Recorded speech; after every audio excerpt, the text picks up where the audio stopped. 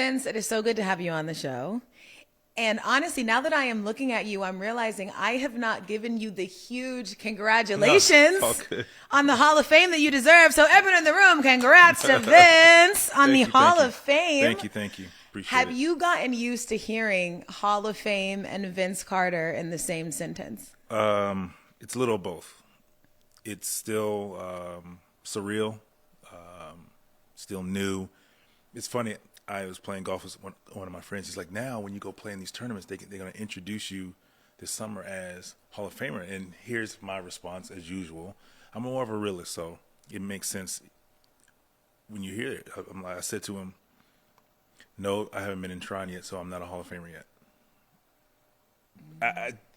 That's just me, like everybody, and it's a natural thing. And I really appreciate people who say this to me.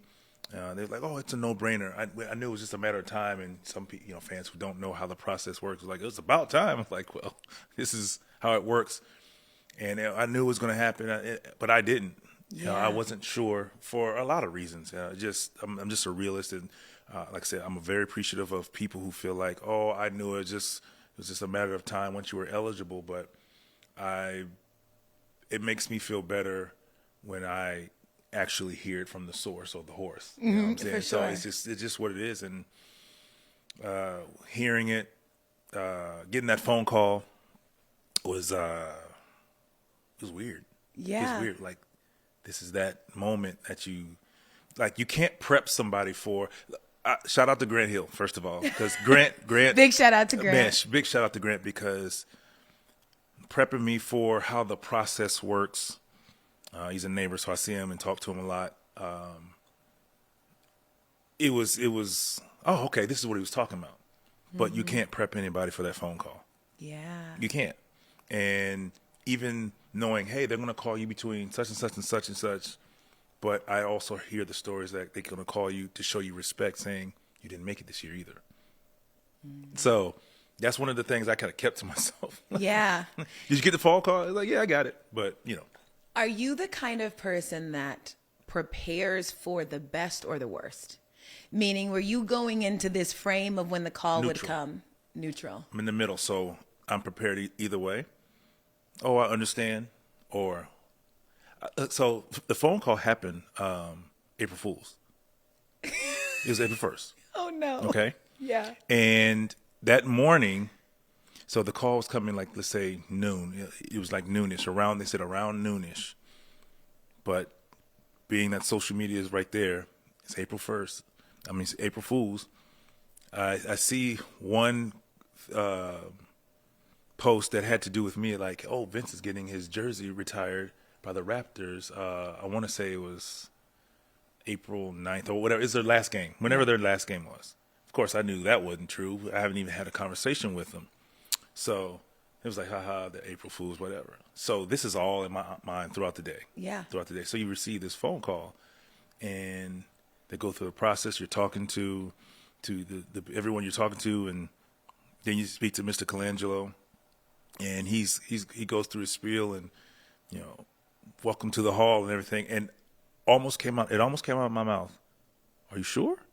Just to make sure that was actually the real thing.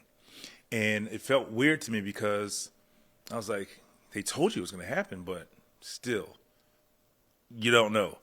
And lo and behold, we get to Arizona, the Final Four, when they're now announcing the finalists. Yeah. And I didn't know all of the people, but hearing, they asked you to say something real quick, and I mentioned that, thinking like, silly me, I'm the only one. Every nominee all said the same thing. I really wasn't sure.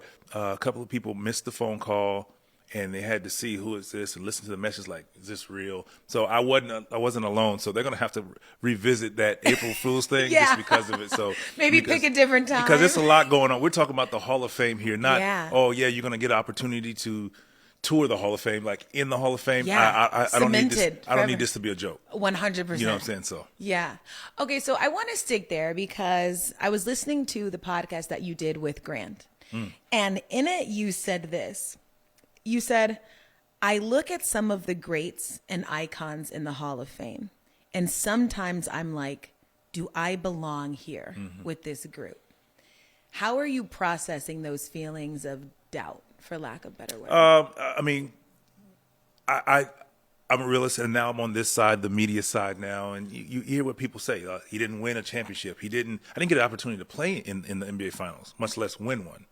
And I know that it's the body of work and what you've accomplished prior to the NBA and all of these things. And I do feel, take it as you choose, I do feel that I changed the game and the outlook of how you look at dunking and Definitely being fearless and showing my imagination. So yeah, I get it, but is it Hall of Fame worthy? I don't know. I don't know. I just know that I enjoyed playing. I played it as long as I could. Possibly could have played another year. Maybe not. It was just a different time. But at the same time, I'm very comfortable with who I am and what I accomplished. Mm-hmm. I did it on my terms, how I wanted to do it. I walked away on my terms. I got to play this thing as long as I could, or as I wanted to, I should say. And a lot of guys who are Hall of Famers can't say that. Mm-hmm. And so I guess that's just me being me all the time. Like, and you hear what people say and you hear what people say and you put those together. Sometimes you wonder when you're talking about Hall of Fame, mm-hmm. Did I do enough? Was it enough? And I felt like there was a stretch in my career where I was as good as anyone who laced them up and played the game. And I went about it a different way. I was criticized. Oh, he smiles too much. Well, you know why I smile? Because I am damn happy for being here, being able to play this game. But my thing was, because I'm smiling, I'm putting up these numbers where I don't have to put a scallop. That should bother you more than anything. Mm. But people never looked at it that way, which is fine. And then you look at the back end of my career, it was more a sacrifice and a choice. I wasn't going to chase a ring. I wanted to play the game to show that even if I'm 41, 2, or 3, I can still play this game at a high level. I just didn't want to sit on a bench and receive a ring and didn't really put into it because of to be an active participant. Correct, because of the era that I came from. Yeah, when you were proud to represent your team and go to battle to hold it down for your team. That's just I came from that. It's not a knock on anybody and how I understand times have changed, so I get it. And it is what it is. You adapt to it, and that's I get asked all the time. How did you adapt to the style of play, the physicality, to getting faster, to where you can't touch them, to the evolution of the big shooting threes, to everybody shooting threes. So how do you adapt? You adapt. Yeah, there's no other choice. or you don't play. Mm-hmm. And that's what I had to do from being an all-star starter, a go-to guy, to a second guy, to a reserve. You adapt because I still love the game. And that was the big picture to me. Like, I don't care about the numbers. I still love to play the game. And what do you see out there? You still ooh and ah at 40 watching me play? I'm good with that. Yeah, I did it. That's what I set out to do. Yeah.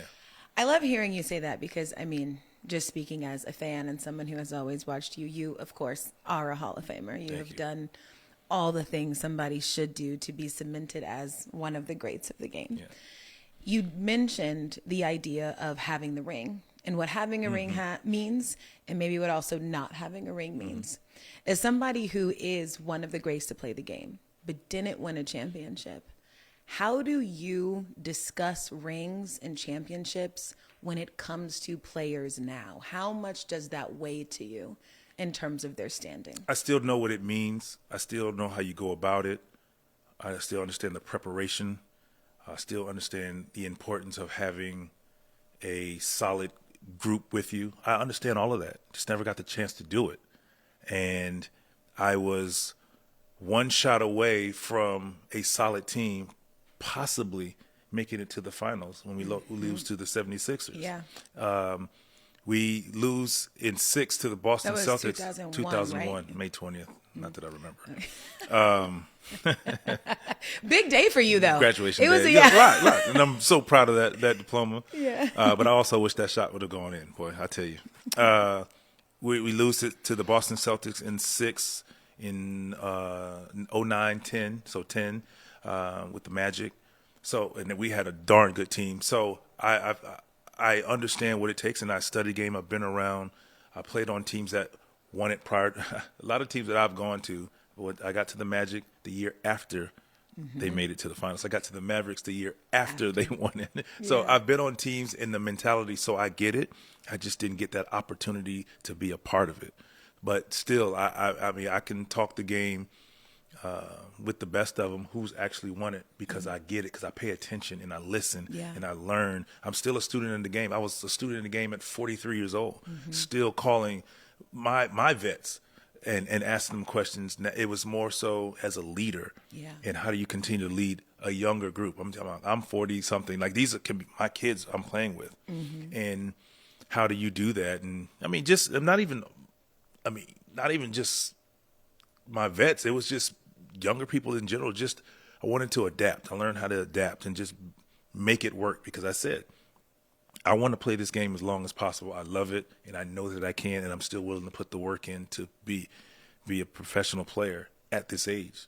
So you learn to adapt and ask questions to go along with all of the other stuff. So with you talking about, that this is about opportunity, it's about situation. I don't think people always realize all the things that have to go into a team and person ultimately winning a championship. There are so many things that go into it. And one of the main ones is situation. And with that being said, do you feel like there is too much of an emphasis on ring culture? Are we not being realistic and holistic about the experience? Or you think, look, winning the ring is winning the ring? Sometimes I say yes, sometimes I say no, because I understand the reality of it all. And unfortunately, we're judged by that. But sometimes we're not. You know what I'm saying? Totally. Because at the same time, there's players like a T-Mac, like a Charles Barkley, who did a lot for this league. They were scoring champs, rebounding champs, or just damn good basketball players, and did a lot for the culture. Allen Iverson, I mean, he played in the final, so I guess he doesn't count, in my opinion, because he got the opportunity. He just ran into a great Laker team, but they still put their prints on the game to where they deserve to be talked about as such, in my opinion. No, that's a fair answer. And I agree. All of this is really case by case. And I think that it is it's a little bit minimizing to say that whether you won or not is what makes you this thing. And it's hard as an athlete to take it or accept it sometimes, because that's always in the back of your mind. Trust me, every player who steps into the NBA, whether they've played 10 games, 10 years, or whatever the case may be, that is your goal, to get an opportunity to win a championship. And how often do you think about it? Now I don't think about it anymore. It's all out of me. That's what I wanted. We tried to, but at the same time, as much as I thought about it, I didn't think about it to the level of going against what I believed in. And that was me wanting to be a player. I want to play. I want to still play this game and earn my championship instead of being on the coattails of others who do it and just say, hey, we got it. And I don't have a problem with it. It was just your how personal. I wanted to approach my career. I was hearing it for the last 5-6 years, like, man, you should go here, man, you'll get a chance. If I got traded there, or if the situation worked where I ended up on a team because they wanted me there, cool, it is what it is. But that's not the case. I talked to some teams that wanted the year. They said, we would love to have you. You probably won't play much, but your voice would be paramount for our team. And I said, I hear you, but my voice would be just as paramount, and I can show your young guys what I'm saying, because today's game, let me tell you, you can explain something to a young man and they hear you, but it's a totally different ball game when they get to see what you're talking about. Everybody can't process it just by us sitting X and O's on the board, or, hey, go here, go here. I go out there and I want to go out there and show it. And I thought that was important to me, and that was near and dear to me, because we can have a conversation in the back and forth. And I was, when I played in Atlanta my last 2 years, we have a conversation about stuff all the time, but I was able to go out there and show it. Oh, I see what you're saying. Oh, get into the pick and roll. Oh, when you jab step two, that sets up everything you want. It's easy to talk about it, but it's another thing when they now see it in live action, and can process it. And it's helped some of those guys. And it was just something I wanted to do, and it made me feel good. Yeah, I enjoyed absolutely. that because I was always down. And there's some stars today who I would hope they admit it, but when they were coming, it's funny to say this, but when they were coming in as rookies, I would try to give them game and just different things about their game while we're playing. And one guy in particular, like, he's like, I'm actually playing against you. But I was good with myself. I was one with myself, and I felt comfortable in my skin. Melo. We were playing against Melo in Denver, and I was giving him or just giving my opinion about something. This is in my prime, and obviously he's a rookie second year. I want to say he was a rookie. And I just said, he's like, we're playing against you. I was like, yeah, it's all good, man. I was comfortable in my skin and who I am, and I wanted to see us all win. I wanted that competition. I knew that dude was going to be good, just like LeBron and the whole night. I mean, it was all good. I love this. So you're in your prime, facing Melo, rookie year, in game, giving him tips about his game. Yeah, I was just like, just an approach, or it was something I wish I could remember exactly. But he stopped and said, like, you're on the other team, your opponent. I was like, yeah, it's cool. I just want to see you do your thing. Yeah. And he did, but I don't know. I think you were like, me telling you this is not going to take away from the fact that I'm Vince Carter. Yeah, and I'm gonna do my thing regardless, And I'm gonna. I feel like this will help you as well, and it's all good. Yeah. And I will say this: I think I became that way because it was done for me immediately. I came in '98, Charles Oakley. I mean, I had a team of guys with Charles Oakley. You had D. Brown as a vet, D. Brown. Right? Yeah. And okay, Charles Oakley played with MJ. Mm-hmm. D. Brown played with Bird. Antonio Davis played with Reggie Miller. Doug Christie played with Magic Johnson. I'm missing one more guy. Oh, Kevin Willis played with Dominique Wilkins. Mm-hmm. I mean, we're talking about Hall of Famers, the best of the best. And they were always giving me approaches, tips, gems that either nurtured me, helped me in my approach, showed me how to be a professional, whatever the case may be. So my rookie year, I felt like a vet that I always use Grant Hill as an example. It's funny because I just remember learning how to prep, how to watch film and study guys and how they go about their business, how they play the game. As a rookie, I've seen Grant Hill play many, many times in college. Mm-hmm. But it's different when that beast is standing in front of you. Yeah. And my preparation helped me, not that I shut him down, but it helped me have a better understanding of what was in front of me and how to handle the situation.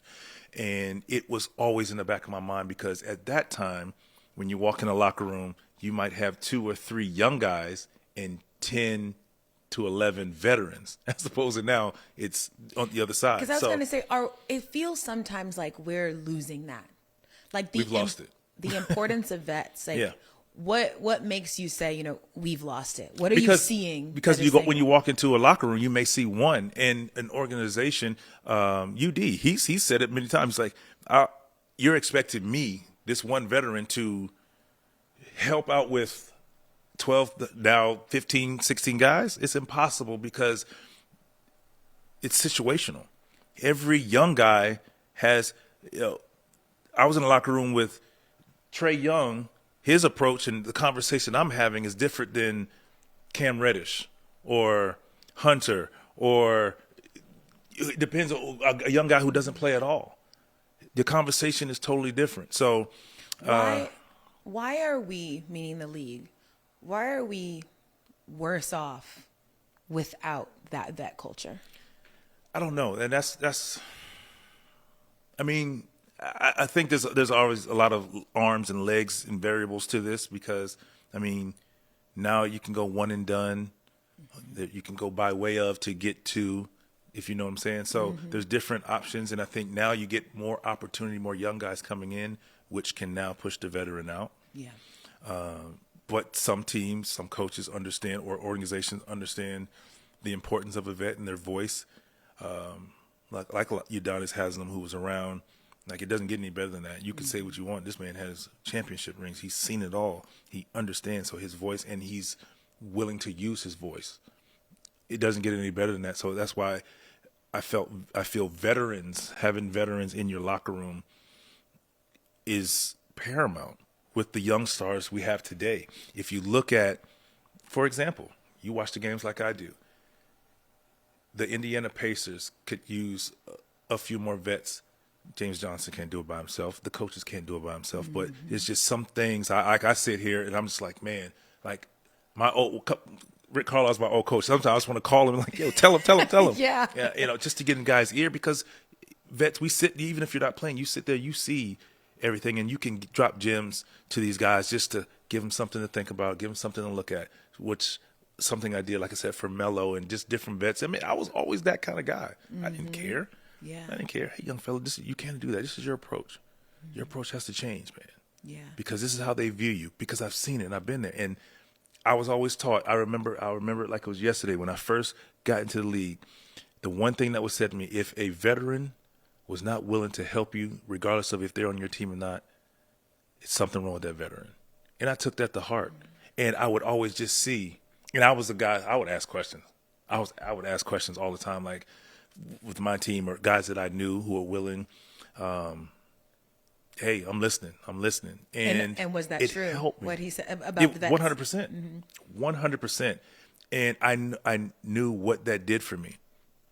It made me comfortable with my game, with the league and how it works, because I was prepped for it. And I always had somebody having my back, making sure that I didn't fail. So I wanted to do that if I can for those who are willing to listen, because you got some guys who for sure don't want to listen or don't want to hear it, and that's fine too. But at the same time, I always say this: for those who are veterans in whatever, our profession or whatever, dropping gems to young folks who don't want to hear it, they hear you. They hear you. They just want to accept it or process it on their own time. And I learned this being in younger locker rooms. I learned that I'll have a conversation back with my young guys. De'Aaron Fox and I used to bump heads. Trey and I used to bump heads. And they used to think I hated them. But I was like, it wasn't that. I want to see you grow and be the stars that you are now. Yeah. And I don't want any credit for it, but I want to see you grow. And De'Aaron actually came up and shook my hand once I left SAC. He said, "Thank you, man," because he didn't hear that voice anymore. He didn't hear me always nagging on his butt about anything. I'd been in your position. I've been here. And I don't want you to be surprised or make mistakes. At least you understand what's coming or what can happen to you as a star. Did you get to have that moment with Trey? Yeah, for sure. Yeah. For sure. We had those moments, and we talked, and he's like, "Thanks, man." I mean, they go through it. And they process it and accept it on their own time. For sure. And I said, he hears me. When you go sit at home and process it, we just talked about off air about finding ways to wind down, especially in our profession, go, up late, traveling. When you go wind down, you replay your day. You replay your game. You replay situations and conversations. And then sometimes that's when it's able to absorb and sink in. That's when it sinks in. You kind of like, oh, okay, I'm going to use that for my next opportunity. So I was always good with it when they didn't want to hear it. Yeah. No, well, if anything, you are proof that like having a good vet is deeply important. I remember reading in Kobe Bryant's book, he said that you brought the best out of him. That's crazy. Did you always know that?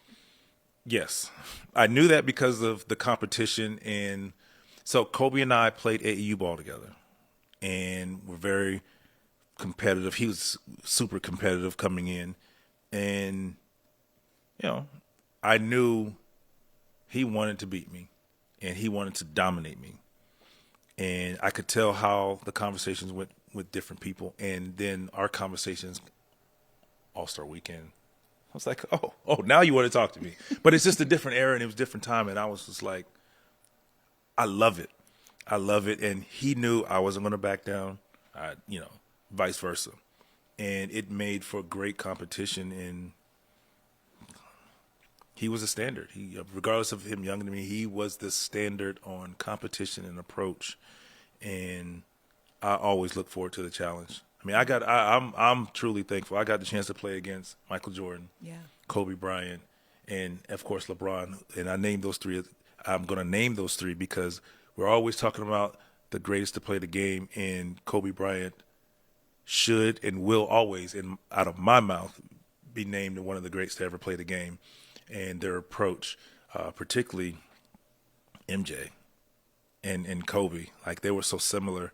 And LeBron's approach is similar, not quite the same as those guys, but they deserve to be talked about as a trio, not a duo. I love that. Explain to me more why you are saying Kobe needs to be in there and what you're seeing as to why he isn't always mentioned. I listen to Allen Iverson say it. I listen to T-Mac say it, and other guys. I don't understand why. Because the approach of MJ was just like Kobe. LeBron's approach is there. It's different. But we all have different paths to become good at what we do. That doesn't mean like you're not the greatest. Like you don't, there's guys, I look at Darrell Armstrong, and I know this is kind of going off, but it all ties in. Darrell Armstrong played 14 years. But his path wasn't like everyone else's. He had to go overseas. And there's obviously plenty others that have, but he found a way, and he still had a successful career. Yeah. I always say, how many years did MJ play? 14. How many years did Darrell Armstrong play?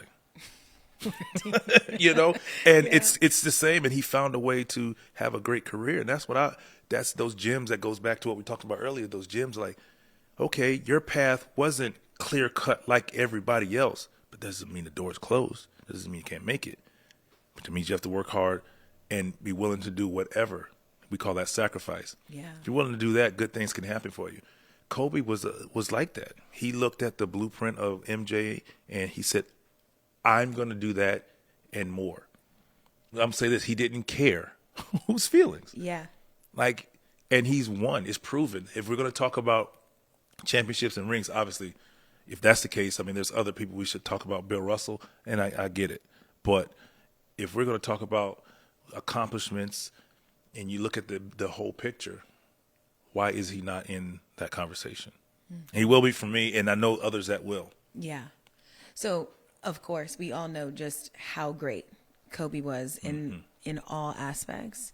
And for him to say that you brought the best out of him, how did you know that? Meaning, what was it in you all's matchup in real time that was a clear indicator to you? The look. What was it? It was just not a look of disrespect, but not right now. Before the game, dap up. It was his dap to me was different than everybody else's, and I'm sure his dap. I think I've had conversations with T-Mac the same. When he views you like that, like you're a threat. I need to dismantle you, if you would. That was his approach, and you knew it. It wasn't like a secret, like, no, I know what time it is. Should there be more of that today? Yes, yes, but I don't, because I was a victim of it. Like we talked about earlier with, he smiles too much. He doesn't have the scowl, scowl on his face like Michael Jordan. I can still get the job done. So it's just hard for my era and before to accept how today's game is, because today's game is what it is. Yeah, it's all different. It's different. Yeah. And you still have guys who are stone cold killers. You still have guys who go out there and get it done. It's just done in a different way, which kind of, it bothers me. When we see something how it's done this way and we see the other way, like we're always like, yeah, but it wasn't like this. But it doesn't mean at the end of the day. It doesn't mean one is better than the other. They're just different. Than the other. It's just different. And then that's what was my fight for a very long time. It's like, okay, first of all, I'm not Mike. I get it. But I'm me, and I'm going to create my lane and be the best version of myself. And it worked out. So you obviously have played with lots of greats, lots of legends. And as I was prepping for this, I watched some old interviews. Speaking of Michael Jordan, there was an interview that he did with John Thompson. And John Thompson essentially asks him, if you went against Vince Carter in a dunk contest. Both of you young in your prime. You went against each other in a dunk contest. Who would win?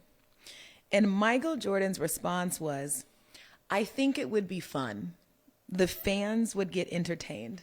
It doesn't matter who wins. Now, for me, that answer was very telling because I don't know if I would ever hear MJ say. He would never concede to anyone. 100%. Yes. And so I'm going to ask you, who would win that dunk contest? I'm winning. I don't know how. I'm winning. But see, I appreciate that because that's what the era was like. It was like, it will be fun because MJ's going to put up a fight, and I know I would have to bring it. And just like with Kobe, Dr. J, the greats of the game in dunking, I would love to have been or had the opportunity to dunk against those guys. I would have loved, T-Mac will tell the story. I forced him to be in the dunk contest, but it's for a reason. I wanted the best competition, and I knew he would bring the best out of me. I wanted Kobe to be in it. It's well documented. He's like, nope, No. because he didn't want to lose. Yeah. Of his mentality. MJ, I feel like in the moment, Dominique, those guys, like in the moment, I was okay with losing to the greats of the game because at the same time, I felt like if I'm able to win, what do you consider me? And if I'm losing, like, oh, he lost. But yeah, I didn't lose to that guy over there. I lost to Michael Jordan. Yeah. Dominique Wilkins. You name it. there's Harold Miner, Tracy McGrady, Kobe Bryant. I lost to some of the best that people consider. Some of the guys that the people consider the greatest to do it. I lost to those guys. That's okay. I'm okay with that. I'll take that. Yeah, because I'm in this contest. I'm not watching. I am a part of I'm in a room. This. Correct. And so. What makes you confident you'd beat MJ in that dunk contest? You better be confident. Because if they see weakness, that's what's so great about those guys is if MJ, Kobe, and LeBron as well, they see weakness, they're going to expose you. And even, knowing Mike, like we all know Mike now, I don't care what it is we're playing. If you're flipping quarters, he's going to go at it, and he's going to push you, and he's trying to win. And that's what I feel confident stepping on the floor against whoever in that arena. Is there a dunk contest that could have happened that didn't, that we don't know about? Yeah. The NBA, I don't remember what year it was, but they were, LeBron, Kobe, T-Mac, and they were trying to get us all together and up the ante to about $1 million at the time. It'll be great now to see it. But I was like, if everybody else is up for it, let's do it. And, it didn't happen. I feel how like close were we? I don't think we were close. Okay. I honestly don't think we were close because it was like a thing. It was talked about. I was like, oh, shoot. It wasn't even about the money. Yeah. It was like these that competition. And I'm missing, I'm missing a couple of other guys who were, I feel like that were asked, but I was like, yeah, this would be fun.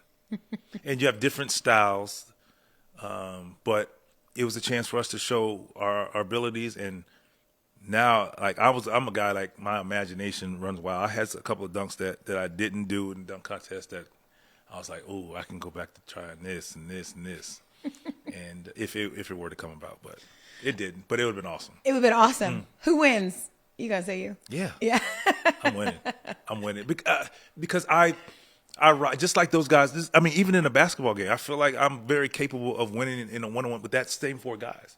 Anything can happen. Mm-hmm. In that arena, the dunk arena, like I just know my imagination. I just know I live for that.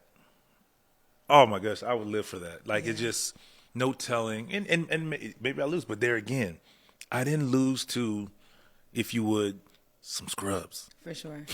For sure. I want to talk to you about in-game dunking real quick. Because I remember seeing a story where you said you dunked on Alonzo Mourning one time. He didn't talk to you for 6 or 7 years after it. He's come out lately and said that didn't happen. Oh, okay. I did not know that he has come out and said just that. recently. I was just like, all right. So fine, Alonzo whatever. is saying no. But my question for you is there like a hypothetical line with in-game dunking? Is there a thing that you can't do? Are there things that cross the line of respecters? Because to me, I'm like, I look at the dunk, I'm like, we're in a game. You do what you have to do. No. Yeah. No, not really. Because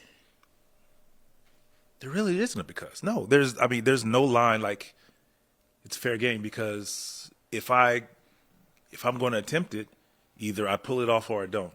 Because one thing Alonzo has said numerous amounts of time, we only show the dunks that he's made on me. We've never shown any of my blocks on him. Batumbo, he's blocked my dunk a few times. And then blocks be disrespectful. I'm talking about disrespectful. Yeah. And because particularly when Mutombo would block you and he would do this, oh my goodness, that used to drive me crazy. You were tight. No. Oh, no, young fella. He used to tell me. And I remember playing at Georgia Tech. We were playing the Hawks at the time. I guess State Farm was just being built. But no, we were playing there, and they throw a lob, and he backs up. Mutombo backs up and takes me out of there. I was like, all right. And the dunk happened shortly thereafter, baseline. But he's blocked my dunk. I remember, Zoe, my rookie year, man, I was fearless. I didn't care. Yeah. I didn't think about consequences. That's why I said there wasn't a line, because I'm thinking back. Older Vince. It's different. Yeah, we talk, if he blocks it, I might fall and it's going to hurt a little more. I didn't care about that as a young guy. It's just, that's the respect I had for all the greats. Olajuwon, Patrick Ewing, Zoe, Mutombo. I'm sure there's more. I know there's more, but if you say, give me the great shot blockers in NBA history, line them up. I want that opportunity. I'm ready. I want that opportunity, and I want to crack that code. You know what?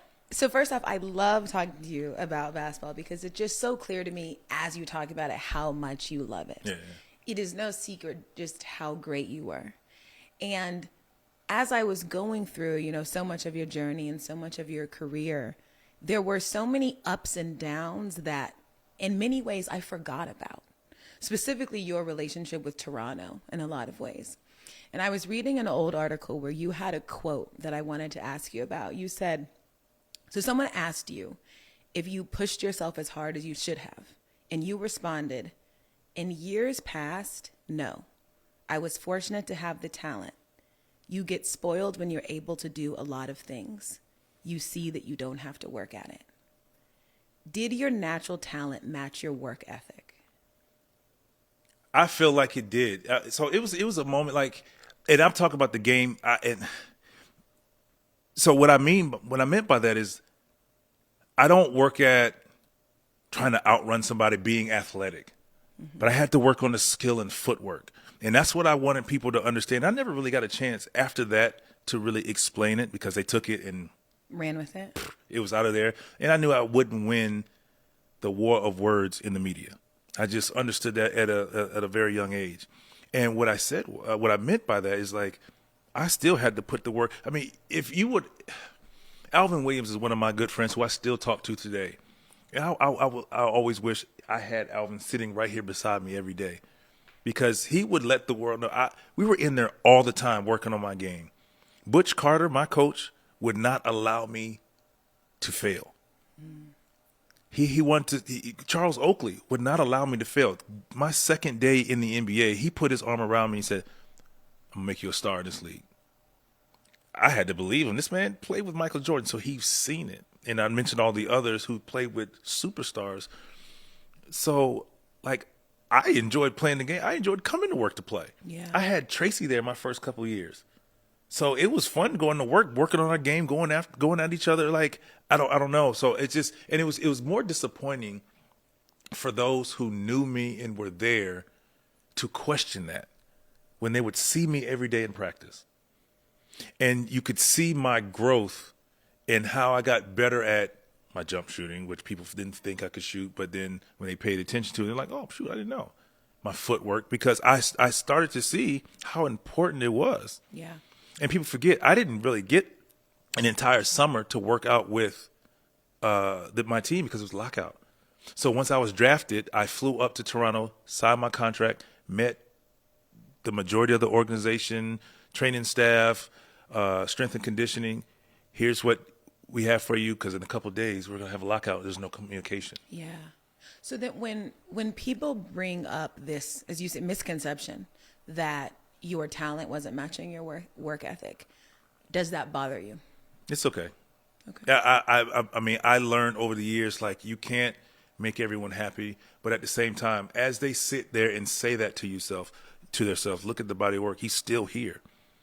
He's going to Hall of Fame. And you're going to have to introduce me or say as much. He sucks, that Hall of Famer. Yeah.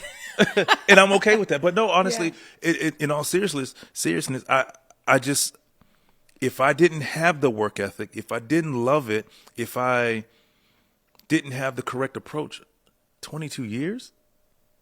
I fooled people for 22 years? No way. Particularly in my 40s, nobody wants a guy who doesn't have that work ethic or can teach their young guys at that age.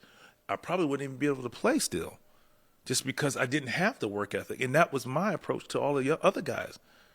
Understand this now, because when things change, you're going to have to rely on your work ethic, your love for the game, which I had to do. I love it. There were days I would walk by a weight room in my 40s. Nah. But later on that day, I was like, I got to do it or I won't be here. I've always said this, and I will continue to say, I would never disrespect the game because it's been good to me. And look at what the position it's put me in now. Yeah. I get a chance to talk about the game. I get the opportunity now to be named and tagged a Hall of Famer because of that basketball. And I don't love it. Now we go back to when they said, oh, he has a smile on his face when he plays. Damn right. Because I love it. And it's like, this is what I've always wanted to do. And that was my appreciation for it. And right off the top, who's the young player?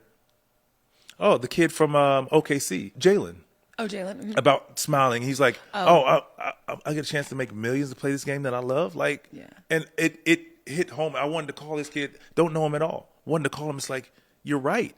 And more people need to understand that. Yeah, he's like, I make millions of dollars to play the game I love. Of course, I'm happy and smiling. Oh, man. Yeah. And if you look at the list, it's like 5,500 players ever, or some crazy number that blows your mind. There's 30 teams, 15 to 17 players that get an opportunity, 450 plus players a year. That's it. That get a chance to play. And I got to do it 22 years in a row. Yeah, I love that. That's a really good perspective to have on it. And yeah, I was really curious. I'm like, because to your point, people can say whatever it is they want to say, but there's a difference between what people are saying and what you could actually look at. Yeah. And you're like, I've been doing so this a long time. It was frustrating. I'm not going to sit here and say like, oh, I just brushed it off. No, because I was like, I don't understand it. Like, I love it. I never wanted to disrespect the game. I wanted to be the best version of myself. I wanted people to enjoy my work.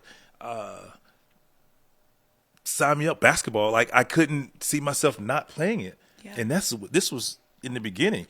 And then in my 40s, I couldn't see myself not playing. Yeah. That's why I say, oh, I got 2 more in me. Then I like one more. Like, I want to go back when you talked about Kobe.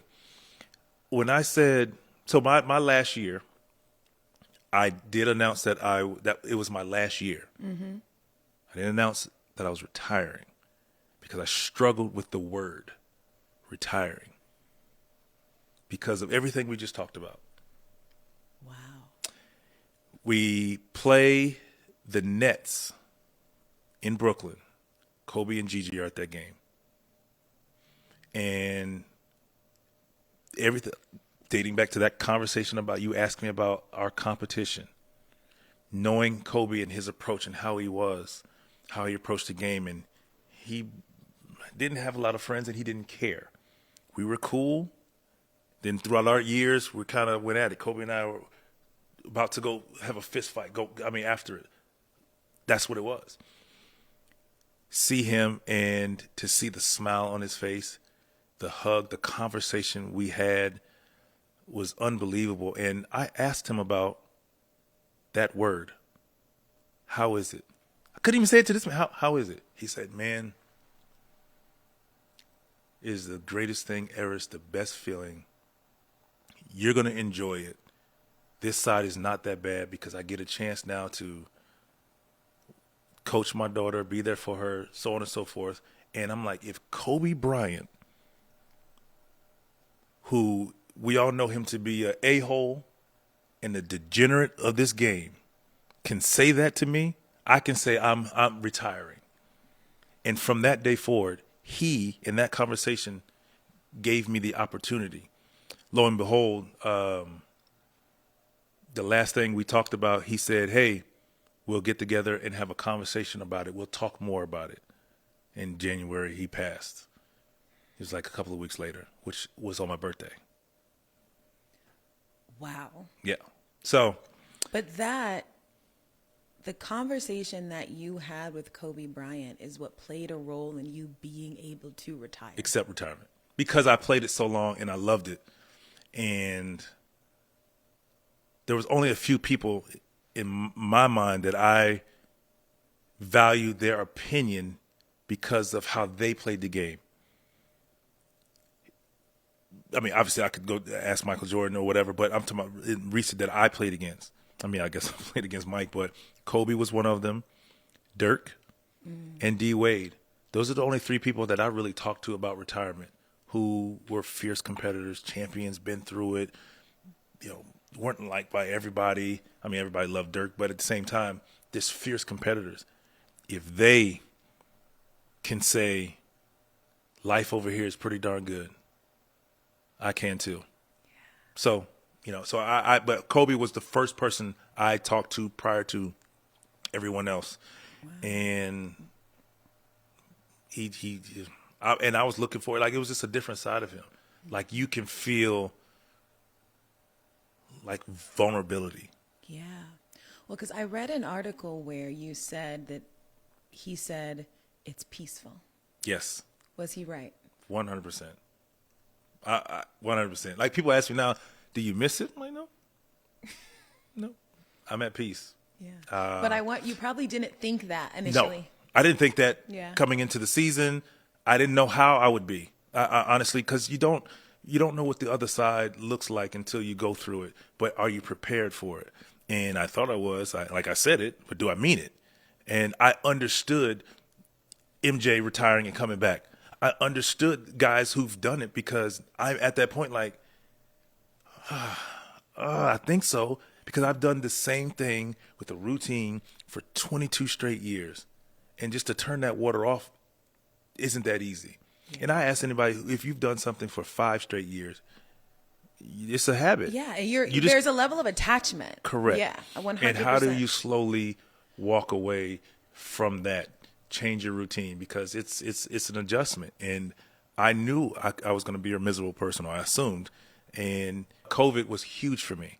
It helped the separation of the game. And there again, I thank people for that too, because everybody's like, it's not right that you didn't get your just due and farewell. My rebuttal is this. I don't know if I could handle it. I don't know if I could handle it. Honestly, I don't know. And full circle moment would have been what? My last game would have been against the Toronto Raptors in Toronto. Yeah. And I was looking at that like, I don't know if I'd be able to play the game. I honestly didn't know. Why? Just when you think about what that would have been like, what are the emotions that are coming to your head? The start, my first shot against Boston, finishing there. I everything. I remember the beginning. You remember the middle, the up and down, like you talked about. I have to say that I would have really loved that moment for you, just for you, the fans of Toronto. Yeah, people were looking forward to it. Being able to just get that moment, because I'm curious, is there the mended relationship that happened, like in between, leading up until it, like all of these things? It was like, here we go. All right, I leave. It's it's at its lowest point Yeah. for years, 8-9 years. I'm talking about like, so hearing people talk about, oh, that was a loud boo. I was like, you ain't seen boo until you go back and watch Yeah. my first game, my first 7 years maybe. Is there anything you wish you would have done differently in Toronto? I don't know. I just felt like I handled everything the correct way. I had conversations with people, and I made a decision that we're seeing now to the 20th power. Oh yeah, you were a game changer And see, in every aspect. and of the there's sport. so many things behind the scenes that now I just it is what it is, and it was perceived to make me look like this and that, and I just say, like, I go back to my same question, like the disappointing thing more than anything is like, y'all know me, you know how much I love this game, you see the smile, like you don't I just basketball was everything. It gave me every opportunity that I have today. And I'm thankful for it. So I just didn't understand it. And I thought it all through. I had the conversations with my agents and the organization and this, because my conversation was, if you guys didn't, they were ready to transition into a new guy for Chris Bosh. Mm-hmm. I said, if you guys don't need me, that's fine. But one thing I wasn't going to be is a locker room problem. And I think that's what they were looking for. That's not my style. Yeah. Particularly after just telling you, like, wanting to help other guys and drop gems on them. And this, like. You're like, that's not me. It's not me. It's like locker room problem. No. More so, I'm like, I want to play ball. That's it. And I always get asked, did you think you would have the impact on the game, particularly in Toronto, that you had? I was like, no, I did not. Because I was 21 years old, coming in trying to make a name for myself, playing this game that I love, and I wanted to play it the right way. And I felt like people seeing the excitement, the enjoyment that I had on the court is what attached everyone to my journey, particularly in Toronto. I mean, so now when you come back and you're hearing what Jamal Murray had to say, Tristan Thompson has come up to me and said unbelievable things about how they viewed me as a player. Yeah. It's crazy to me. Like, it gives me chills to this day because I think about that moment. He's like, this is an NBA player who's standing in front of me with a uniform on in the NBA. He said, you are my Michael Jordan. We're not talking about just any person. We're talking about Michael Jordan. And it was like, wait, whoa. But that's how they view me. But yes, I think the way I play and opportunities have made people feel, but I think more than anything, they just appreciated that I love to play. Mm-hmm. Outside of highlights. I mean, highlights always make us all feel good. Yeah. And I lived for that, for people to enjoy. But what you're speaking to is like, that is a legacy. Like, when people talk about what having a legacy means, that's somebody saying you were their Michael Jordan, right? That is the Canadian players talking about unbelievable the role that you play and the Corey fact that Joseph. they even want to play in the NBA. Yeah, like, I think to me the butterfly effect is so real to me, and it's interesting to think, like, if you never played in the NBA, the amount of other NBA players that would have never been NBA players. It's hard for me to believe that. But that's it. I hear that you. is just that is how time and life works. That you see something that then sparks something else. So what happens if you never see it? Yeah. Would you the have found that catalyst. motivation to be that? And I get it on social media, and thank you to all those people who send messages saying you were the one that allowed me, showed me the love of the game. Yeah. Because of the joy that I played. Because I loved it. So that's why it was so hard to deal with and understand on the backside. Because I'm like, what? I don't love the game? Yeah. Y'all questioning my love for this game? So that was kind of my motivation from 2004 on, once I got to Jersey and I got the chance to play with J Kidd and another opportunity. It's like hit the refresh button. That was why. I was like, I want to show you that I love the game. Because I actually was going to say that, because what it felt like, what some of the discourse was they felt like when you were with New Jersey, you were a different player But I think in many ways you literally were because of what you're saying. It was Hello, everybody. I play with Jason Kidd. Yeah, that too. Let's start there. I play with Jason Kidd. Yeah. So if you go and look at all-time assist leaders, who also is a Hall of Famer, go all-time assist leaders. I got a chance to play with Mark Jackson. Got a chance to play with Steve Nash later on, and Jason Kidd, all-time assist leader. He made the game easier for me. In Toronto, I was more, and this because Alvin always, when he hears me say this, he always like, what about me? And it has nothing to do with him. It's just Jason Kidd was on another level. And I had the ball in my hands, making plays as a Toronto Raptor. Jason Kidd now is our point guard who could see things, create things like beyond my imagination. Sometimes he'd just say, hey, look, here, it'll already be there. There's times that guys would front me in the post. He's like, let them front you. I'm going to throw it off the backboard. You go get it because they can't get to it. Interesting. I like that. I don't have to work that hard now. Okay, yeah, please. Let me move you up the lane so I have more of a runway to jump. Yeah. Jason Kidd. So he made the game easier for me where all I had to do now is catch the ball and shoot it or go score. As opposed to, it was just a different thing. So that there again, the frustration, I'm like, wait, why didn't you do that? I got Jason Kidd here. Yeah, you're like, let's look at the whole picture. Yeah. Yeah. So, yeah. You know, I think, first of all, I'm loving all of this. Hearing just your insight and everything has been really interesting to me. A few more for you because I know that you have to go. When you talked about the retirement aspect, I just want to ask you this because you're coming from this with like a very unique perspective. Mm-hmm. What role, I know this is just your opinion, what role do you think that the hesitation to say the word, the feeling of what it means to retire creeps into somebody like LeBron, who everyone is asking about when are you going to retire, but this is who he has been for so much of his life. Just from what you have experienced, how do you think those two things are related? 100%. We're talking about 20 years of the same thing. And I say to everybody, if you've done something for 20 days and you begin, or 20 weeks, let's just say, it becomes your routine. And you're told, not told, but you decide that you're going to walk away from it to do something else. You have a little hesitation. Like, okay, well, when I don't do it or whatever. Like if you're a soda drinker, you've been drinking all your life, all right, well, what happens? You start getting the shakes. It's scary. Yeah, it's freaking scary.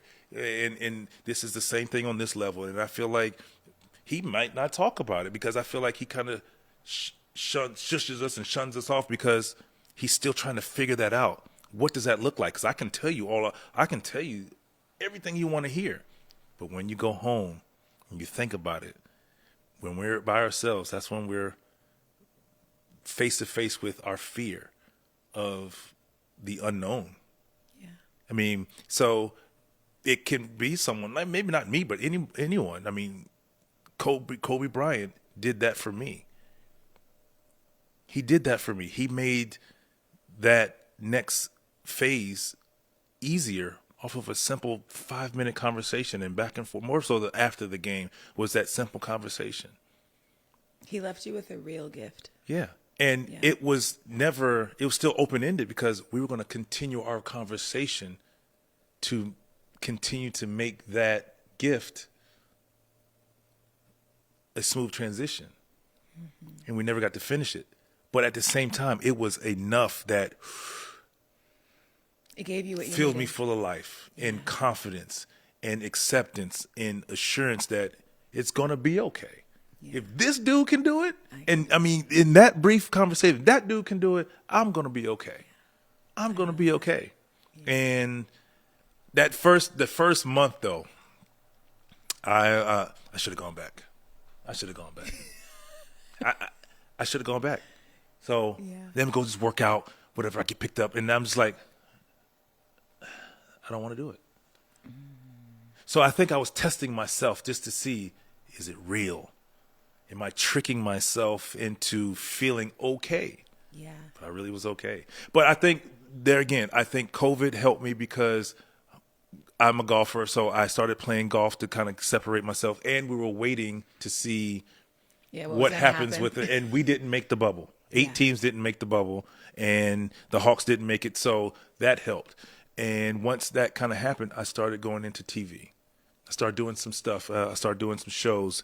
And immediately turn. It sounds weird, but I was able to kind of somewhat turn that light off and focus my energy on the other side, because it's something I've been doing already.